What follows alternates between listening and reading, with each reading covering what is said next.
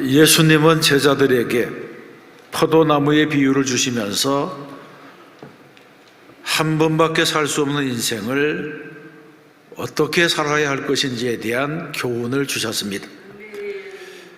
우리는 한 번밖에 기회가 없는 인생을 어떻게 살아야 하겠습니까? 성경을 읽어보게 되면 꽃과 열매에 대한 이야기들이 많이 있습니다.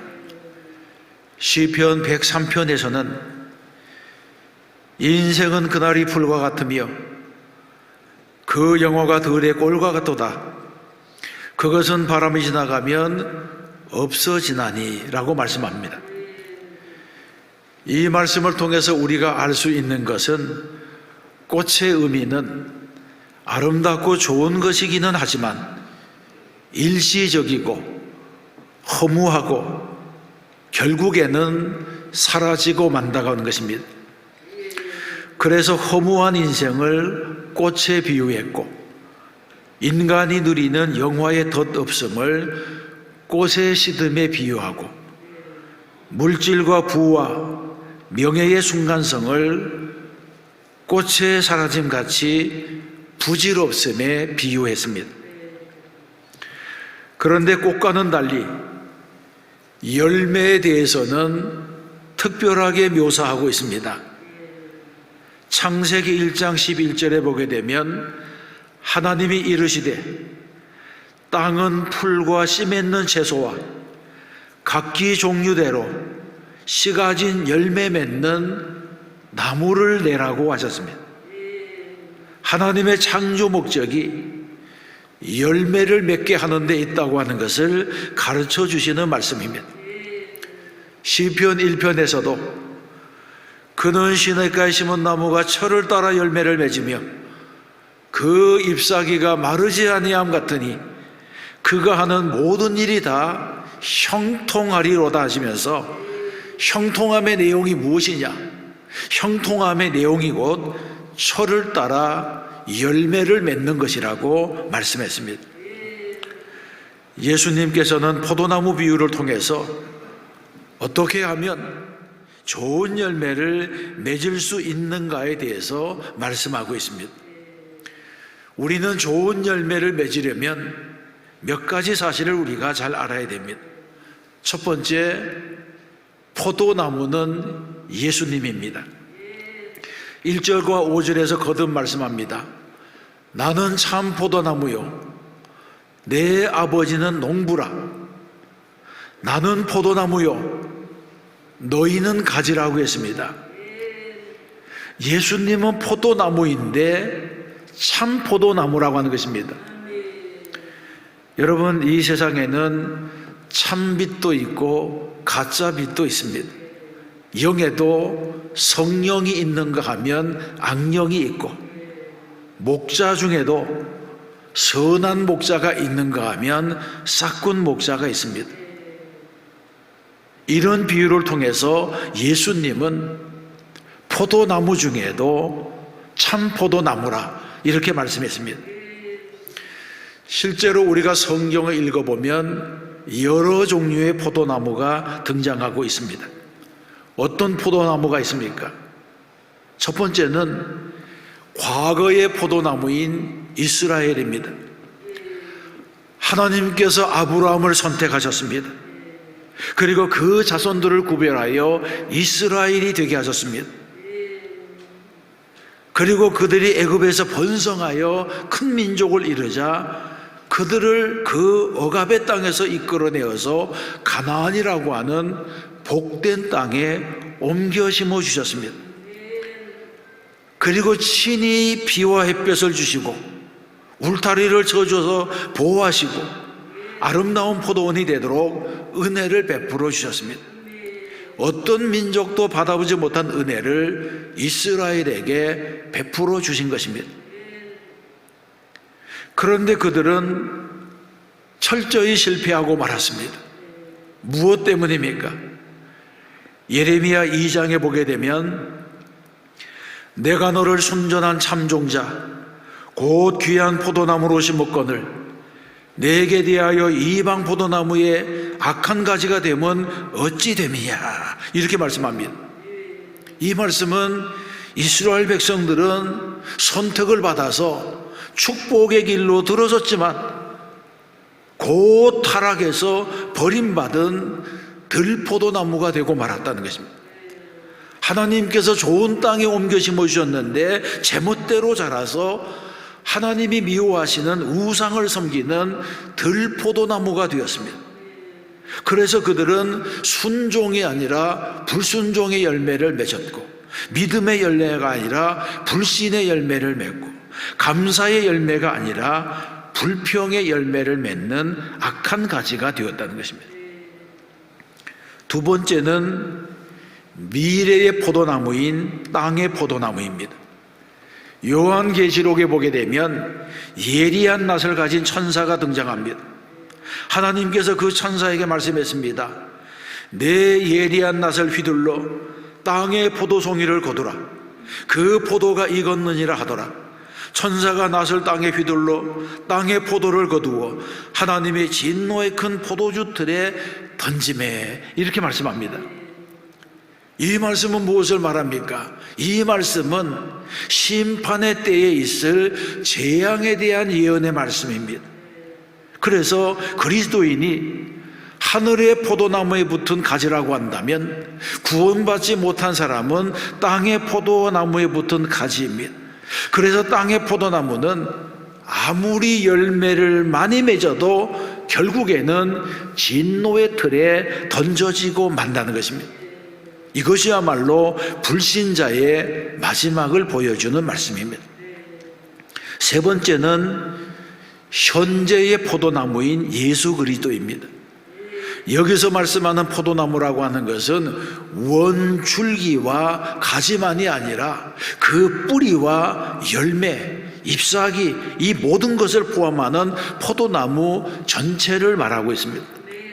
그래서 예수님이 참 포도나무라고 한 것은 그 나무에 붙어 있어야지 좋은 열매를 맺을 수 있다고 하는 것을 말해주는 것입니다. 본문은 우리에게 어떤 포도나무에 붙어 있는 가지가 될 것인가, 이 사실을 묻고 있습니다. 여러분은 어떤 포도나무에 붙어 있습니까? 불순종하여 버림받은 들포도나무입니까? 육신의 정욕대로 자라서 심판대 앞에 서게 될 땅의 포도나무입니까? 그렇지 않으면 예수님께 붙어 있어서 좋은 열매를 맺는 포도나무입니까? 어떤 나무에 붙어 있느냐가 우리의 미래를 결정하게 되는 것입니다. 그렇습니다. 우리 모두는 가지입니다. 어떤 포도나무냐, 이것이 중요한 것은 우리 모두가 가지이기 때문입니다. 5절에서는 나는 포도나무요 너희는 가지니, 이렇게 말씀합니다. 이 말씀에서는 모든 사람들은 상징적으로 가지인데 어떤 포도나무에 붙어 있는 가지냐 하는 것이 중요하다는 것입니다. 그러므로 우리는 언제나 예수라는 포도나무에 붙은 가지가 되어야 한다는 것입니다. 포도나무의 가지는 가지 자체로는 쓸모가 없습니다. 포도나무 가지를 생각해 보세요. 가지는 구불구불한 넝쿨입니다. 이런 가지는 목재용으로도 쓰지 못하고 관상용도 아닙니다. 반면에 좋은 포도나무는 열매를 맺는 나무입니다. 이 말은 그리스도인이 예수님께 붙어 있어야 좋은 열매를 맺을 수 있다고 하는 말씀입니다. 그래서 우리가 어느 나무에 붙어 있는 가지인가, 이것이 중요하다는 것입니다. 성경에서는 여러 가지 상징으로 그리스도와 성도의 관계를 보여주고 있습니다. 예를 들면 그리스도와 성도의 관계를 몸과 지체의 관계, 신랑과 신부의 관계, 목자와 양의 관계로 나타납니다. 이런 관계의 특징은 뗄래야 뗄 수 없는 관계라는 것입니다.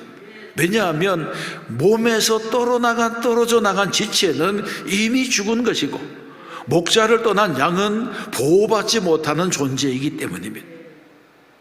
그래서 이런 상징이 주는 교훈은 원나무에 붙어 있어야 한다는 것입니다. 그러기 위해서는 우리가 먼저 내가 가지라고 하는 사실을 알아야 됩니다. 나는 뿌리도 아니고 나는 몸통도 아니고 가지입니다. 꽃이 아무리 아름다워도 원줄기에서 잘려져서 꽃꽂이가 되면 이미 죽은 것입니다. 시간이 문제일 뿐이지 결국은 죽고 맙니다. 마찬가지로 나라고 하는 존재가 대단한 것 같지만 몸통에 붙어 있지 않으면 그때부터 생명을 잃어버린 나무 조각이 되고 맙니다. 그러면 몸통, 나무가 무엇입니까? 여기서 말하는 나무가 바로 참 포도나무가 되신 예수 그리스도입니다. 우리는 출생할 때부터 이미 죽음이 예정된 존재들입니다. 만일 우리가 예수님께 접붙여져 있지 않으면 꽃꽂이가 아무리 아름다워도 시간이 지나가면 시들어버리는 것처럼 우리의 영혼이 육신의 장막을 벗어버릴 때에 영원한 사망에 이르게 됩니다. 그래서 예수님께서는 사람이 내 안에 거하지 아니하면 가지처럼 밖에 버려져 마르나니 사람들이 그것을 모아다가 불에 던져 사르느니라고 말씀했습니다. 그렇습니다. 예수님께 붙어 있어야지 생명이 있는 줄로 믿습니다. 예수님께 붙어 있어야지 열매를 맺습니다. 우리는 분명히 기억해야 됩니다. 나는 가지이고 예수님은 원줄기가 되신 포도나무라고 하는 것입니다. 우리는 일생을 통해서 예수님께 붙어 있는 가지가 되어야 합니다. 그래야지 뿌리로부터 진액을 받아서 열매 맺는 삶을 살게 되는 것입니다. 예수님께서 거듭 말씀하십니다. 나는 포도나무요 너희는 가지라. 그가 내 안에 내가 그 안에 거하면 사람이 열매를 많이 맺나니 나를 떠나서는 너희가 아무것도 할 수 없음이라. 아멘. 세 번째로 살펴볼 것은 하나님은 농부가 되신다고 하는 사실입니다. 1절과 2절에서 말씀합니다. 나는 참 포도나무요 내 아버지는 농부라. 무릇 내게 붙어있어 열매를 맺지 아니하는 가지는 아버지께서 그것을 제거해 버리시고 무릇 열매를 맺는 가지는 더 열매를 맺게 하려 하여 그것을 깨끗하게 하시느니라. 아멘. 이 말씀의 핵심은 하나님이 농부시라고 하는 것과 모든 나무는 가지치기를 잘해야 된다고 하는 점입니다. 특히 과일나무는 가지치기가 중요합니다. 그리고 꽃이 피면 꽃도 적당히 솎아주어야 합니다. 농부가 이런 일을 제대로 하지 아니하면 1년 농사를 망치게 됩니다. 이런 가지치기는 숙련된 농부가 할 수 있습니다. 그러면 왜 가지치기를 하는 것입니까? 가지치기를 하는 데는 여러 가지 목적이 있습니다. 먼저 질병과 해충이 번식할 수 있는 죽은 가지들을 잘라내야 됩니다. 그리고 약한 가지, 우짜란 가지들은 좋은 열매를 맺을 수가 없기 때문에 잘라줍니다. 그런가 하면 어떤 때는 좋은 가지도 잘라냅니다. 왜냐하면 나무 가지가 너무 촘촘하게 되면 열매 수가 많아져서 모든 열매가 부실해지기 때문에 좋은 열매를 얻으려면 반드시 가지치기를 해야 된다는 것입니다. 신앙생활도 마찬가지입니다. 많은 성도들이 풍성한 수확을 얻으려고 기도합니다. 하나님께서 좋은 것, 아름다운 것으로 채워주실 것을 소망하면서 기도합니다. 그런데 정작 풍요로운 수확을 위해서 꼭 필요하고 꼭 해야 되는 가지치기를 달가워하지 않습니다. 이것을 다른 말로 하면 그리스도인들이 희생이 없는 성공, 자기 포기가 없는 헌신, 투자가 없는 수확, 헌신이 없는 충성의 열매를 맺으려고 한다고 하는 것입니다. 그러나 여러분, 내가 먼저 좋은 나무가 되지 아니하면 좋은 열매를 맺을 수가 없습니다. 혹시 여러분 가운데 지금 가지치기를 당하는 아픔을 겪고 있는 분이 있습니까? 그것은 지금 하나님께서 내 가장 가까운 곳에 와 계신다고 하는 신호입니다. 가지치기에는 분명히 고통이 있습니다. 그러나 가지치기의 결과는 잠시 당하는 고통과는 비교할 수가 없습니다. 가지치기를 당하는 당사자는 즐겁지 않은 일이겠지만 그것은 꼭 필요한 일입니다. 왜냐하면 농부이신 예수님, 참 포도나무 되시고 나는 가지이기 때문입니다. 그러므로 하나님이 나를 가지치기 하신다면 그것은 나에게 꼭 유익한 일이 되는 것입니다. 그러므로 우리는 좋은 열매를 맺어야 합니다. 16절 말씀해 보게 되면 너희가 나를 택한 것이 아니요 내가 너희를 택하여 세웠나니 이는 너희로 가서 열매를 맺게 하고 또 너희 열매가 항상 있게 하려 함이라고 말씀합니다. 이 구절이 오늘 읽은 말씀의 결론과도 같습니다. 예수님께서는 포도나무 비유에 대해서 말씀하신 이후에 그 교훈의 절정에서 이 말씀을 주셨습니다. 이 말씀은 하나님께서 왜 나를 부르셨는가? 하나님께서 왜 나를 선택해 주셨는가? 이 질문에 대한 대답입니다. 하나님이 우리를 선택하신 이유는 구원받게 하시기 위하여 또 구원받은 자들로 하여금 열매 맺게 하시려고 선택하시고 축복하셨습니다. 그러므로 좋은 나무는 좋은 열매를 맺어야 합니다. 오늘 이 시대를 살아가고 있는 그리스도인들이 삶의 현장에서 좋은 열매를 맺는다면 얼마나 좋겠습니까? 예수님은 제자들에게 먼저 시범을 보여주신 다음에 이렇게 말씀합니다. 내가 너희에게 행한 것 같이 너희도 행하게 하려 하여 본을 보였노라. 아멘. 한국교회가 처음 복음을 받아들이고 부흥할 때는 좋은 신앙의 모델, 믿음의 모델들이 많았습니다. 예수를 알지 못하는 사람들도 나도 저 사람이 믿는 예수를 믿어보고 싶다, 이런 생각이 들도록 살았습니다. 그래서 불같은 부흥의 역사가 일어났던 것입니다. 한국 교회 초기 신자 중에 백선행이라고 하는 여집사님이 있었습니다. 그 시대에는 여자들에게 이름이 없었습니다. 그래서 이분도 어릴 적에는 아가라고 불렀고 시집을 가서는 새댁이라고 불렸고 남편이 먼저 가고 나서는 70년을 백과부라고 불렀습니다. 그런데 이분이 예수를 믿고 착한 일을 너무 많이 했다고 하는 의미로 그냥 이 사람을 과부라고 부르기가 미안했습니다. 그래서 이분이 선한 일을 너무 많이 했기 때문에 그 의미로 백선행 여사라 이렇게 부르기 시작했습니다. 이것은 자기가 바꾼 이름이 아니라 다른 사람들이 불러준 이름입니다. 이분은 본래 경기도 수원에서 태어났는데 어릴 적에 평양으로 이사를 갔습니다. 그런데 7살에 아버지를 여의고 편모스라에서 자랐습니다. 그리고 그때는 조혼이 많았기 때문에 14살에 시집을 갔는데 불행하게도 2년 만에 남편이 세상을 떠났습니다.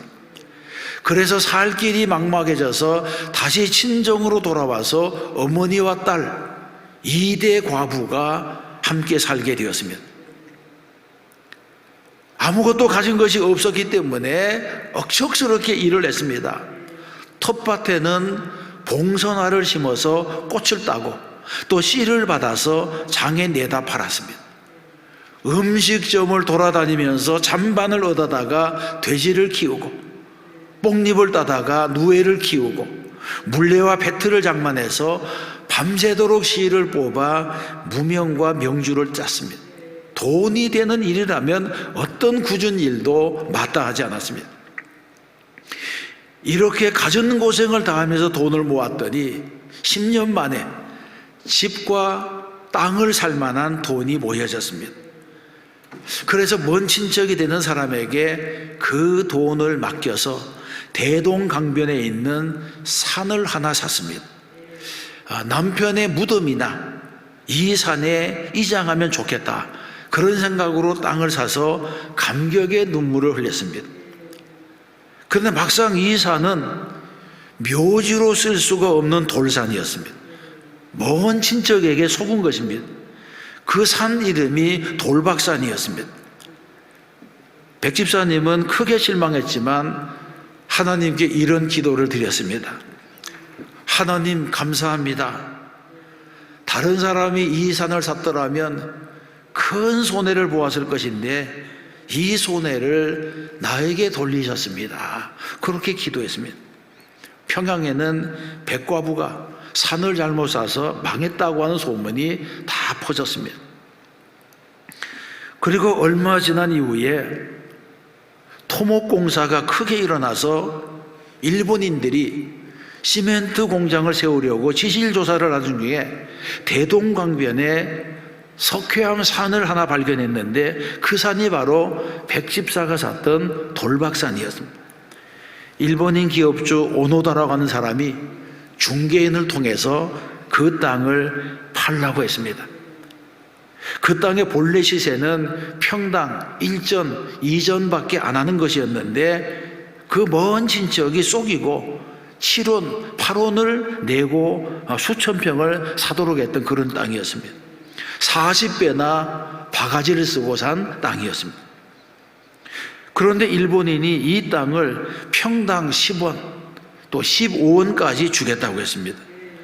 속아서 산 가격에 2배, 3배를 더 주고 사겠다고 하는 것입니다. 그런데 이 백집사가 팔지를 않았습니다. 일본인 사업주는 아마도 돈을 더 받으려는 속셈으로 이렇게 이제 흥정에 임하지 않나, 그렇게 생각하면서 나중에는 평당 30원, 평당 70원까지 올렸지만 안 팔겠다고 하는 마음이 요지부동이었습니다. 속아서 산 땅에 그 시세에 10배를 더 주겠다고 하더라도 다시는 내게 오지 말라고 쫓아내고 문전박대를 했습니다. 도지사를 내세워도 안 되었습니다. 그런데 어떤 사람이 와서 저 백과무는 예수를 믿는 사람인데 다른 사람의 말은 안 들어도 목사님의 말은 잘 듣는다. 그 목사님에게 가서 한번 부탁을 해봐라. 그래서 이제 그 목사님에게 가서 이제 설득을 하고 이 땅을 우리가 꼭 사야 되겠습니다. 그렇게 이제 이야기를 했습니다. 그래서 이제 목사님이 자기가 들은 대로 이제 이 백집사에게 가서 그 땅을 파는 것이 좋겠다, 이렇게 이제 설득을 했더니 이 백집사님이 뭐라고 말하느냐 하면, 목사님, 제가 아무것도 모르고 속아서 이 산을 샀더니 사람들이 다 나더러 망했다고 했습니다. 그런데 이 산을 일본인이 10배나 비싼 가격으로 사간다고 하면 크게 망할 것이 뻔한데 어떻게 예수 믿는 사람이 신앙의 양심으로 다른 사람을 망하게 하겠습니까? 그래서 안 팔았다는 것입니다. 그래서 목사님이 이 산은 그냥 돌산이 아니고 좋은 시멘트의 원료가 되는 석회암이 나오는 산이기 때문에 사려고 하는 것이니까 팔라고 설득을 했습니다. 그래서 그 산을 30만 원에 팔았습니다. 그런데 그때의 30만 원은 지금의 돈으로 300억 원에 해당하는 거금이었습니다. 이 사실이 그 당시 동아일보 1933년 5월 10일자에 보도가 되었습니다. 그 이후 놀라운 일들이 더 많이 있었는데, 원래 선행을 많이 하던 이분이 300억 원의 자산이 생기니까 그 불어난 자산으로 선교사들이 세운 기독교 학교들을 후원하기 시작했습니다. 광성보통학교, 숭연여학교, 창덕보통학교, 숭인상업학교, 이런 모든 학교들을 세우기도 하고 다시 건축하기도 하고, 그래서 평양의 기독교 대학의 그 기독교 사학의 대모가 되었습니다. 고당 조만시 선생의 요청으로 기부금을 내서 평양에 조선인이 사용할 수 있는 공회당 하나를 만들어 건축했는데, 그 공회당의 이름이 백선행 기념관. 이 백선행 집사가 1933년 86세로 세상을 떠났을 때에 장래 행렬이 무려 5리에 달하고 연도에 10만여 시민들이 도열해서 마지막 가는 길을 배웅했고, 평양 시민 3분의 2가 모여서 사회장으로 장례를 치렀습니다. 어머니, 딸 2대 과부밖에 없고 자손이 없는 사람이 죽었는데 이런 성대한 장례식을 치렀다는 것입니다. 북한의 공산주의자들은 기독교인을 싫어하고 자본가들을 미워하지만 이 백선행 집사님은 너무 선한 일을 많이 했기 때문에 백선행 집사를 위한 기념비를 세워놨습니다. 지금 저기 있는 것이 평양에 있는 기념비입니다. 백선행 1848년에서 1933년 상상을 초월하는 근면과 건박 절약으로 마련한 거금을 제민족 제나라를 위하는 선한 일에 고스란히 바치어 인민들로부터 존경을 받는 평양의 애국시민, 이분이 지어서 봉헌했던 백선행 기념관 앞에 저 기념비를 지금도 세워놓았다는 것입니다. 사랑하는 성도 여러분, 예수님은 포도나무이고 우리는 그 가지입니다. 우리 모두는 예수님과 한 몸으로 연결되어 있는 지체입니다. 우리 모두가 풍성한 열매를 맺는 포도나무가 되어야 합니다. 예수님께서는 내가 너희에게 행한 것 같이 너희도 행하게 하려 하여 본을 보였노라, 이렇게 말씀하셨고, 가서 너도 이와 같이 하라고 말씀했습니다. 그러므로 우리도 날마다 아름다운 열매를 맺어 하나님 앞에서 부끄러움이 없는 성도가 되어야 할 줄로 믿습니다. 이것이 열매 맺는 예수님의 제자가 된 사명인 것입니다. 또 한 주간 믿음으로 살고 말씀 따라 살아 승리하는 저와 여러분 되시기를 주님의 이름으로 축원합니다.